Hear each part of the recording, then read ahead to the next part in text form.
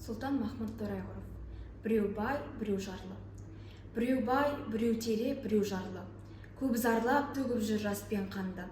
Атаңды жау шапқанда бірге шауып, борсықтар семіріп жүр көмі барды. Қайдан табам халықтың шын баласын? Суын сүзіп ақтарсам таудаласын. Көкті кезіп ұшсаң да бір таба алмай, армандай боп әзірге саңдаласын. Ондай адам болған ғой, болар тағы. Өмірлік барлық ісі елдің қамы. Ел еңбегі жалпыға бірдей ортақ, жарқ етер әлі-ақ бір күн бақыт таңы.